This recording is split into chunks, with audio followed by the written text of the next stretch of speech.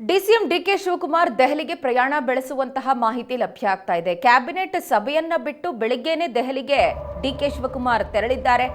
ಎಲ್ಲ ರಾಜ್ಯ ಕಾಂಗ್ರೆಸ್ಸಿನ ಅಧ್ಯಕ್ಷರು ಹಾಗೆ ಜಿಲ್ಲಾ ಕಾಂಗ್ರೆಸ್ ಅಧ್ಯಕ್ಷರ ಜೊತೆಯಲ್ಲಿ ಮಹತ್ವದ ಸಭೆಯನ್ನ ನಡೆಸಲಿದ್ದಾರೆ. ದೆಹಲಿಯಲ್ಲಿ ಕಾಂಗ್ರೆಸ್ ಹೈಕಮಾಂಡ್ ಈ ಸಭೆಯನ್ನ ನಡೆಸಲಿದ್ದು, ಸಭೆಯಲ್ಲಿ ಭಾಗಿಯಾಗುವ ಕುರಿತಾಗಿ ಡಿಸಿಎಂ ಡಿಕೆ ಶಿವಕುಮಾರ್ ದೆಹಲಿಗೆ ಪ್ರಯಾಣವನ್ನ ಬೆಳೆಸಿರೋದು.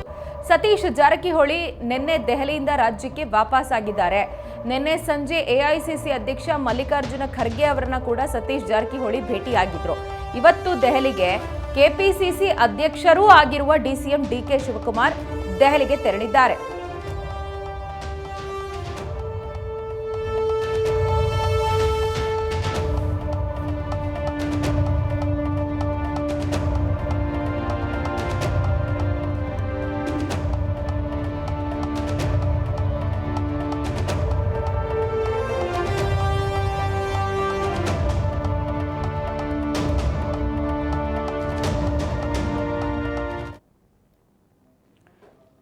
ದೆಹಲಿಗೆ ಪ್ರಯಾಣವನ್ನ ಬೆಳೆಸ್ತಿದ್ದಾರೆ ಡಿಸಿಎಂ ಡಿಕೆ ಶಿವಕುಮಾರ್ ಅನ್ನುವ ಮಾಹಿತಿ. ಕ್ಯಾಬಿನೆಟ್ ಮೀಟಿಂಗ್ ಬಿಟ್ಟು ಬೆಳಗ್ಗೆನೆ ದೆಹಲಿಗೆ ತೆರಳುತ್ತಾರೆ ಡಿಕೆಶಿ ಅನ್ನುವಂತಹ ಮಾಹಿತಿ ಇದೆ. ಇನ್ಫ್ಯಾಕ್ಟ್ ಕ್ಯಾಬಿನೆಟ್ ಮೀಟಿಂಗ್ ಮುಗಿಸ್ಕೊಂಡು ಅವರು ದೆಹಲಿಗೆ ಹೋಗ್ತಾರೆ ಅನ್ನುವಂಥ ಮಾಹಿತಿ ಇತ್ತು.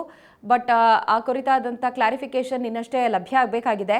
ರಾಜ್ಯದ ಕಾಂಗ್ರೆಸ್ಸಿನ ಅಧ್ಯಕ್ಷರು ಹಾಗೆ ಜಿಲ್ಲಾ ಕಾಂಗ್ರೆಸ್ ಅಧ್ಯಕ್ಷರ ಜೊತೆಯಲ್ಲಿ ಮಹತ್ವದ ಸಭೆಯನ್ನು ಕರೆಯಲಾಗಿದೆ. ದೆಹಲಿಯಲ್ಲಿ ಕಾಂಗ್ರೆಸ್ ಹೈಕಮಾಂಡ್ ಈ ಸಭೆಯನ್ನು ನಡೆಸುತ್ತೆ. ಹಾಗಾಗಿ ಕರ್ನಾಟಕದ ಕೆಪಿಸಿಸಿ ಅಧ್ಯಕ್ಷರಾಗಿರುವಂತಹ ಡಿಕೆ ಶಿವಕುಮಾರ್ ಕೂಡ ಈ ಸಭೆಯಲ್ಲಿ ಭಾಗಿಯಾಗೋದಕ್ಕೆ ತೆರಳುತ್ತಾ ಇದ್ದಾರೆ.